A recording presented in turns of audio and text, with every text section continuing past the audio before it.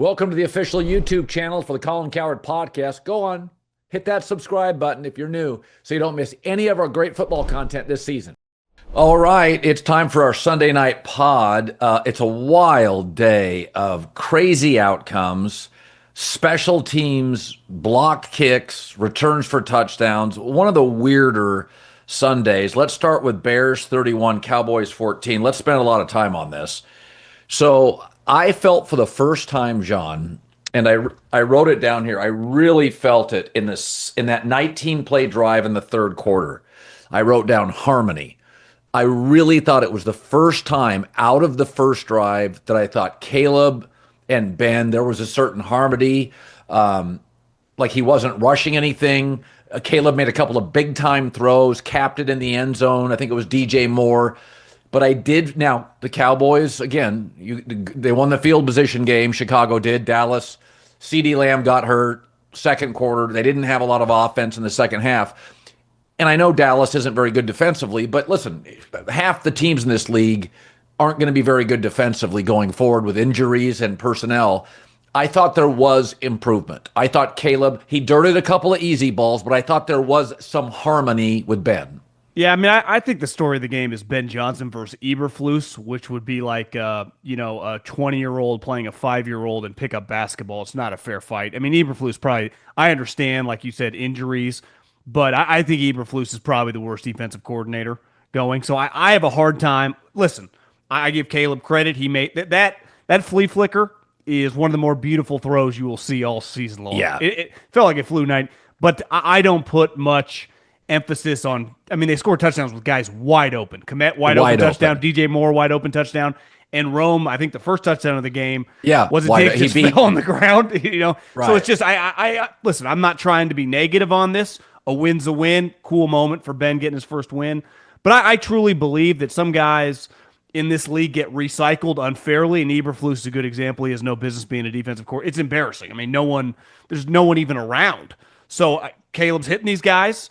There was a stretch early in the second quarter where he missed a couple balls over the middle. I'm like, oh. Yes. But then he calmed down. I thought Ben Johnson, for the first time this year, had a rhythm in his play calling. That's what I thought. It felt like Detroit. But he's facing Eberflus. You face Green Bay, Minnesota, the better defenses. It's not like that. So I have a hard time making a grand proclamation that Caleb's fixed or anything. But you can only play who you're playing, and they shredded, and he hit guys that were wide open. More of a reflection to me on Eberflus than it is Caleb is fixed. But one thing watching the Bears I felt is they do have good offensive personnel. I mean, Jesus, Luther Burden, Roma Dunze, DJ Moore, Cole Kmet, Colston Loveland. Swift's a nice back. He's not a star, but he's a nice back. If you give Caleb reasonable protection, which he certainly had on the interior, they ran the ball better today. Here's the one thing, is if they become like the 23rd best scoring team in the league, it's not going to be on the personnel or Ben. They've got good players here. They have some really, even their third string back is a capable player. I would agree with you there. I think two things can be true, right?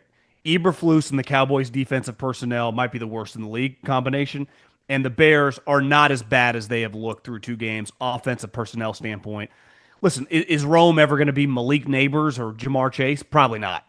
But he's a really good player, and he could be probably a really good 2. We know DJ Moore is like a fringe, 1B, 2. So they got two good receivers. Cole Kmet's a good tight end. And he's technically, they drafted a guy to supplant him. So I'm with you there. I'm fascinated to watch. Listen, sometimes, especially with a young player, a young person, however you could get confidence is important. So whether it's against the worst defense in the league, who cares, right? So now it's time. Can you build on this?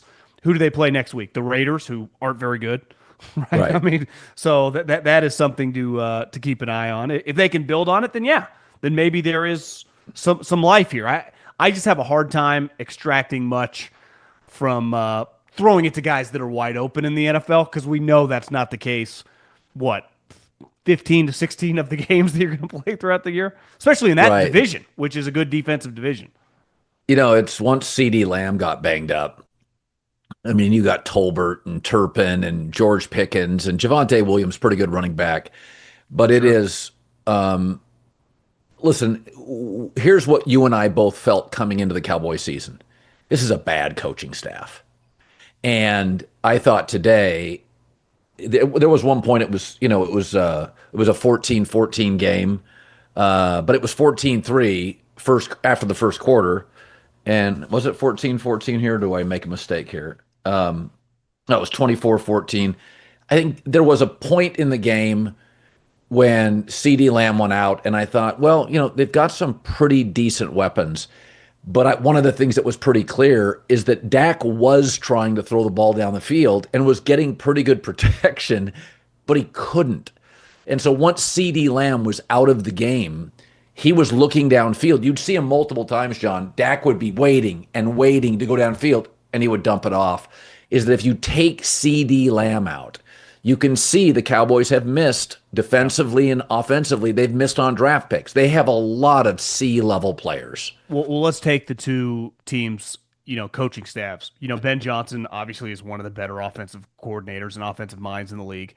And even Brady said Dennis Allen is one of the tougher defensive coordinators he faced as a player. And I don't think he's just thrown out there. We've seen him when he was with the Broncos, with Peyton Manning, excellent. And obviously when he was with Sean Payton, they had a couple years where the Saints defense was excellent. That's why he got the job when Sean basically took the year off, right? So then you look, Brian Schottenheimer hires Eberflus. Say what you want about Mike McCarthy. His two defensive coordinators the last couple, stretch was Dan Quinn and then Mike Zimmer, right? I mean, those are obviously Dan Quinn is one of the better coaches in the league, and Mike Zimmer's resume speaks for itself.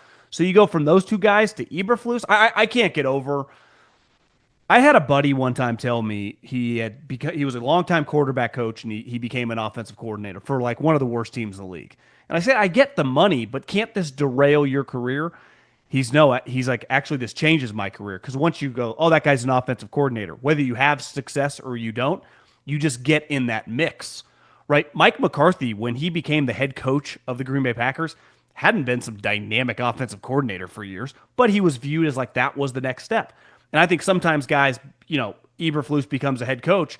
Well, if he's not a head coach, he's then just a coordinator. You see this with Brandon Staley. Well, what if they're actually just position coaches, and they get in this cycle and, Ben Johnson gets to play him and was running circles around him today. I mean, the flea flicker is a good example. Where I thought the flea flicker because the guy almost got tackled. I'm like, this thing's yes. And he hits him and the guy's wide open. It's like, what is going on? These guys have no clue what they're doing. So listen, the coaching in this league, when you get good defensive coordinators, it really stands out. The Brian Flores, the Robert Salas, the Vic Fangios.